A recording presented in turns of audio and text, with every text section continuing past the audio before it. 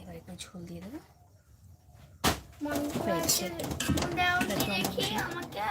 ও মা কষা করিনি তো, এটা তো বিরিয়ানি কষাটা করছি, দাঁড়াও এই তো এই এখনই বসাবো মা, এই দমে বসিয়ে দিয়েছি।